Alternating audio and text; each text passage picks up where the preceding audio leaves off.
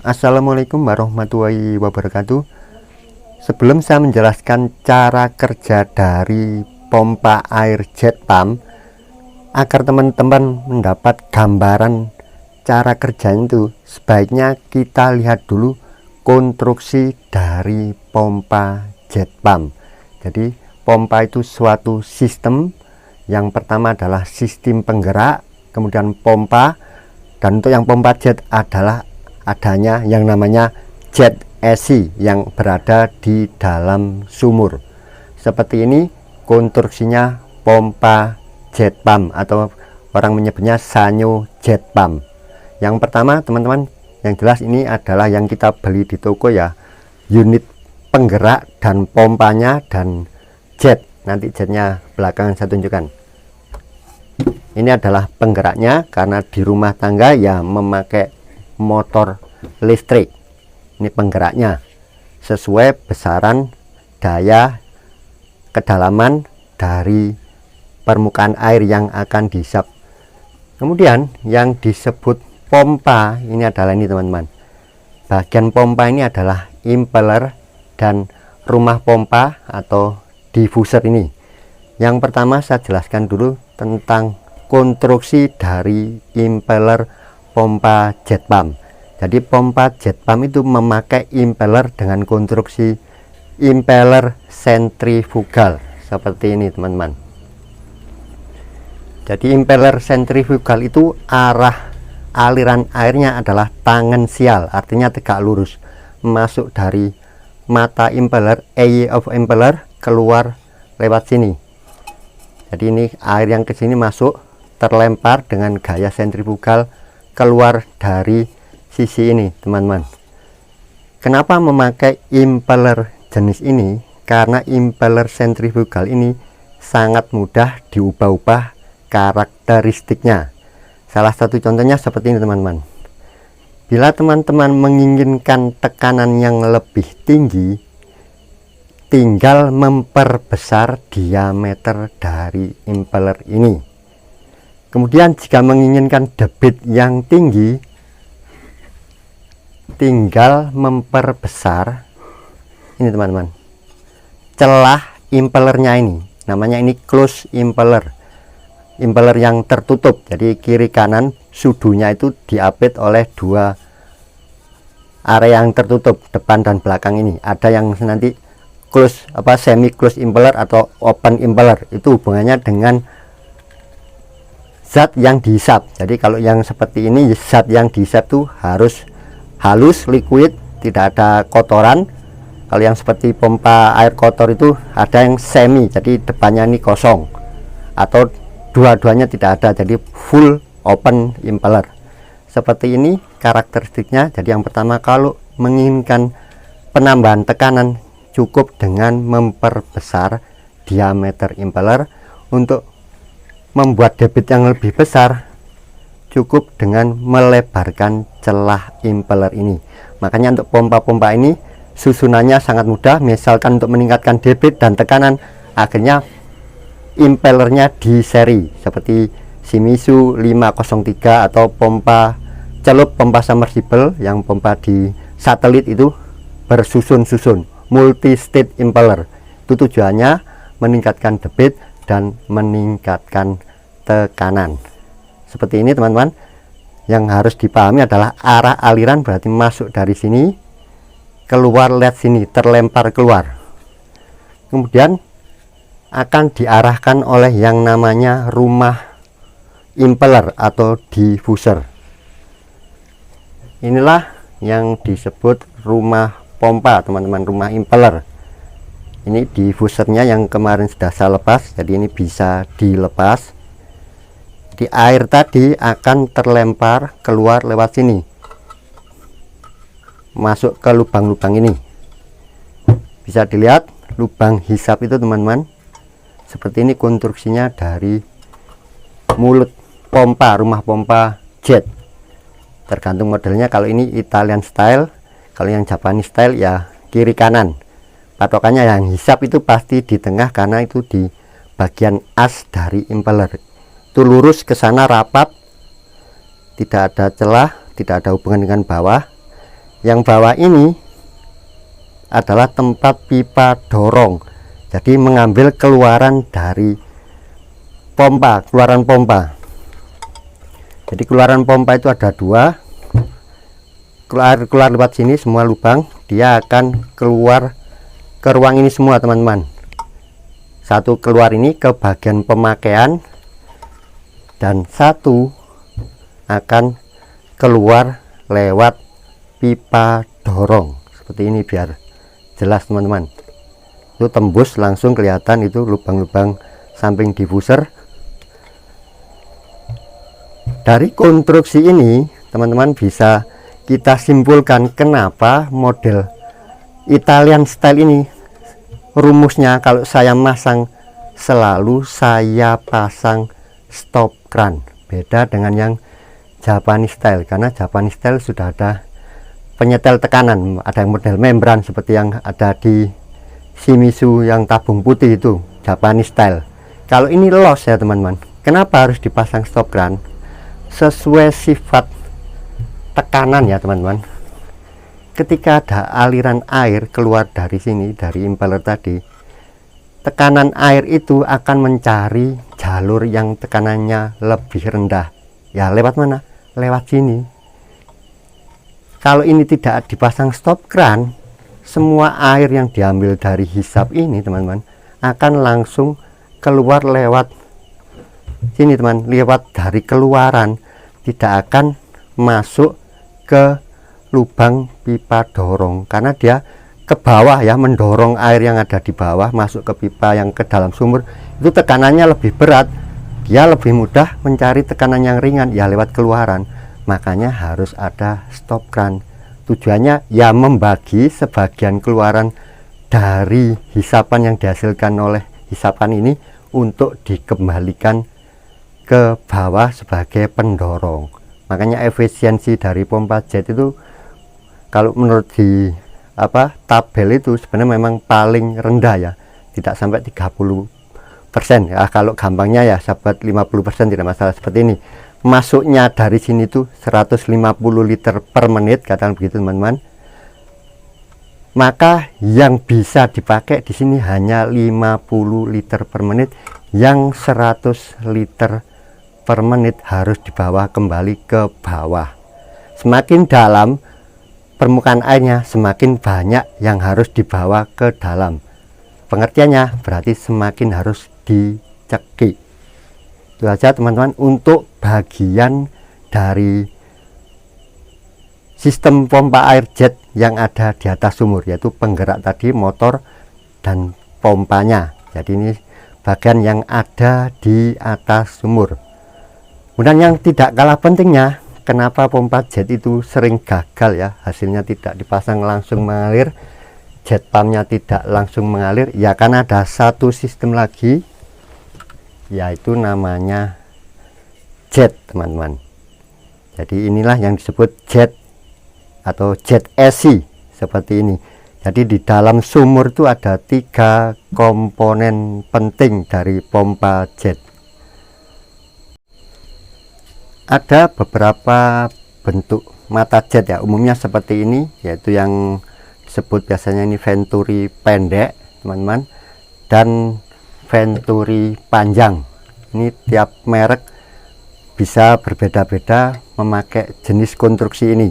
Biasanya model yang panjang ini teman-teman, ini dipakai di pompa yang Japanese style, yang tabungnya ada di bawah mesinnya. Sedang yang pendek ini biasanya dipakai untuk yang model Italian style. Tetapi washer yang model Italian style pun konstruksi jetnya seperti ini. Jadi memang karakternya ada beda-beda ya teman-teman. Umumnya bila teman-teman kesulitan, istilahnya tidak mau berisiko, sebaiknya memakai model ini. Biasanya model ini cocok dengan model Japanese style atau Italian style. Di dalam sumur saya sebutkan tadi ada 3 komponen penting ya teman-teman. Yang pertama ini adalah ini teman-teman, ini adalah namanya jet AC. Jadi bagian dari assembly jet utuhnya itu seperti ini. Kemudian ini sudah bawaan, biasanya yang namanya Tusen klep. Ini teman-teman, Tusen klep bawaan seperti ini. Kalau yang Italian style biasanya harus tambah sendiri. Ini namanya Tusen klep. Teman-teman biasanya memasang sendiri Tusen klep. Ini yang sering saya pakai, yang anti mancing ini. Biasanya teman-teman memakai ini Honda, tidak masalah, yaitu pilihan teman-teman, tapi punya kelemahan dan kelebihan sendiri-sendiri. Kemudian yang ketiga ada yang namanya saringan, atau model yang Honda ya saringannya seperti ini. Jadi komponen yang ada di dalam sumur itu ada 3 komponen penting. Yang pertama jet esi ini, yang kedua adalah Tusen klep, yang ketiga adalah saringan. Jika salah satu dari ketiga komponen tadi tidak berfungsi, maka pompa jet tidak akan mengalir atau tidak keluar air atau tidak menghisap. Seperti ini konstruksinya kalau model yang Venturi pendek. Jadi ini namanya Venturi ya, suling, ada teman yang bilang begitu. Ini saya lepas seperti ini teman-teman. Jadi ini bekas ya, jadi mungkin tidak terlalu kelihatan kotor. Di dalam ada namanya ini teman-teman, namanya nozzle ya. Ini nozzle-nya model pendek yang kalau seperti ini, saya tidak bawa contohnya. Ini model pendek seperti ini, mudah-mudahan kelihatan. Kalau yang model ini mungkin lebih jelas teman-teman. Ini Venturi panjang ya, katanya kalau yang Venturinya lebih panjang ini lebih bagus. Ini ada yang menyebutkan begitu, saya juga belum sampai ke sana penelitiannya seperti itu, tapi rata-rata pompa dari Jepang itu seperti ini. Ini mungkin lebih jelas gambarannya seperti ini teman-teman. Ini nozzle-nya. Jadi nozzle ini mendapat aliran dari ini teman-teman, dari pipa dorong yang 1 in ini. Dia akan masuk ke sini, kemudian keluar ke sini. Jadi sampingnya nozzle tadi lubang ya, hanya untuk dudukan ini, pegangan ini. Ini biar lebih kelihatan mungkin teman-teman ya. Saya dekatkan, itu tembus sampingnya ya. Ini kalau yang model ini teman-teman, kadang celahnya itu sangat sempit ya, celah di samping dudukan nozzle. Itu bisa menghambat aliran air yang dari bawah. Ini lebih jelas kalau ini longgar ya, karena bentuknya ini besar ya. Ini sangat berpengaruh juga. Jadi aliran air dari bawah ini lewat sini, air masuk lewat sampingnya ini bebas, kemudian dibantu oleh nozzle ini teman-teman. Jadi dudukan nozzle ini nanti seperti ini. Bisa buat contoh yang sudah lepas. Ini model nozzle yang Japanese style untuk Venturi panjang. Nozzle dari Kuningan itu punya kelebihan juga kekurangan, karena ada 2 nozzle. Yang model-model lama itu juga ada dari Jepang, itu nozzle-nya plastik. Semua punya kelebihan. Yang dari Kuningan ini kekurangannya teman-teman, kekurangannya dulu adalah ini nanti suatu saat keropos.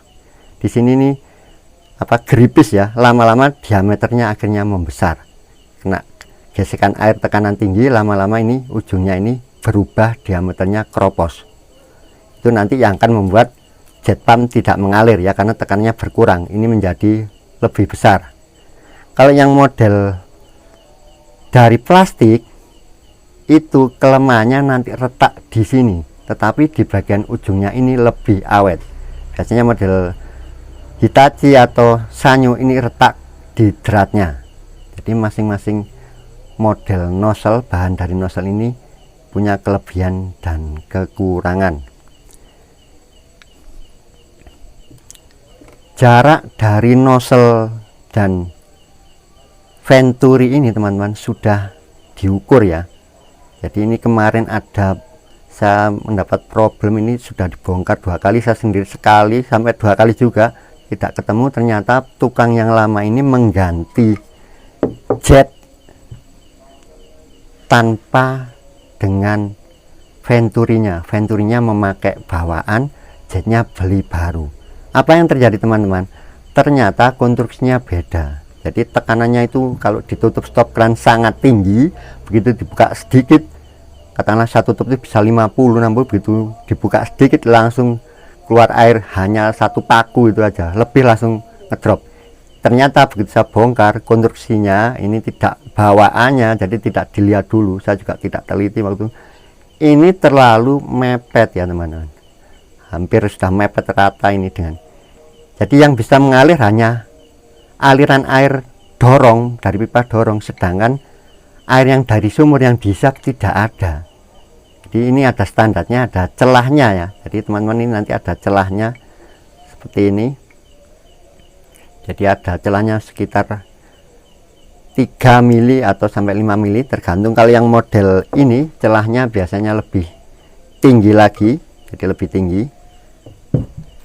Nah, maaf tadi pakai ini ya, kalau ini pasangannya ini celahnya mungkin sekitar 2-3 mili. Jadi ada standarnya. Kalau kita terlalu rapat ya berarti aliran air yang dihisap tidak ada, terlalu jauh tidak ada daya dorong, daya hisapnya. Jadi fungsinya dari nozzle ini teman-teman, tekanan yang tinggi tadi akan masuk ke sini, di sini dipersempit menjadi aliran sangat kencang ya. Aliran yang sangat kencang itu masuk ke suatu namanya venturi. Ini yang terjadi namanya efek venturi, dari lubang kecil menjadi besar. Ini namanya efek venturi. Aliran yang sangat kencang tadi teman-teman, itu kalau lewat ke lubang yang kecil itu alirannya lebih kencang, tetapi sebenarnya apa? Tekanannya menjadi turun. Hukum Bernoulli teman-teman. Jadi air yang sangat kencang tadi masuk ke sini, tekanannya itu turun sebenarnya. Airnya sangat kencang tapi tekanan turun, akhirnya air yang ada di sekitar ini ikut terisap, ikut terangkat. Kemudian apa?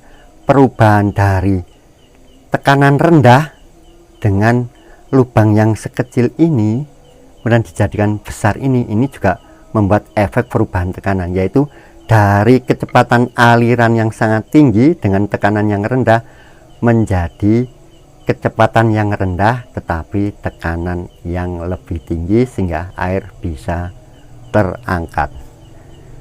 Jadi problem yang paling sering 99% saya bilang permasalahan pompa jet pump atau sanyo jet pump itu ada di bagian bawah sumur ini teman-teman. Karena apa? Ya ini rawan banyak masalah. Yang paling sering adalah nozzle ini tersumbat. Banyak teman-teman yang masang bilang ke saya, itu tidak tersumbat. Dari mana itu Anda yakin bahwa itu tidak tersumbat?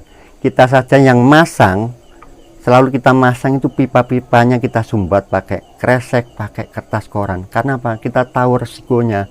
Kita waktu masang, kadang pipa itu disandarkan ke dinding, kemasukan kerikil kecil. Lubang di bawah ini hanya sekian teman-teman. Ini yang mungkin tidak dipahami oleh semua orang tentang pompa jet. Jadi air yang kencang di atas sebesar itu pun di bawah itu hanya ini. Jadinya lubang yang intinya kan ini pendorongnya lebih kecil, tidak sampai setengah senti ya teman. Kalau ini mungkin lebih ya, yang ini model yang venturi besar. Jadi kalau ada sumbatan itu yang paling terkena lebih dahulu adalah di nozzle seperti ini teman-teman. Di nozzle itu nanti diameternya harus lebih kecil ya dari lubang venturi. Makanya kalau ini retak maka diameternya semakin lebar, nanti akan sama. Yang pertama itu tidak akan menghasilkan tekanan aliran yang kencang, perubahan tekanan ini lebih lebar, akhirnya aliran lebih rendah. Di sini tekanannya masih tinggi, harusnya masuk ke sini tuh tekanannya rendah supaya air di sekitar bisa masuk. Jadi ini sangat penting teman-teman, pengertian ini bahwa nozzle ini sangat penting. Problem paling sering adalah buntu di sini. Karena apa? Ya kita masangnya itu biasanya tidak hati-hati. Itu aja. Karena saya pun yang sudah hati-hati sering masih kemasukan kotoran. Apalagi yang kita masangnya tidak meyakinkan bahwa tadi disumbat. Itu pasti kemungkinan masalahnya ada di sini. Yang kedua bisa jadi sisa-sisa lem yang berlebihan itu nanti menyumbat. Yang kedua tentunya ini teman-teman, ya mancingan ya, itu dari tusen klep. Yang ketiga ya jelas dari saringan. Kalau saringnya buntu tidak ada yang dihisap. Biasanya saringannya setengah buntu ya, tidak buntu total, itu tekanannya tinggi, hampir mirip dengan nozzle yang mepet tadi. Tetapi begitu keran dibuka langsung drop ya, karena tidak ada yang dihisap.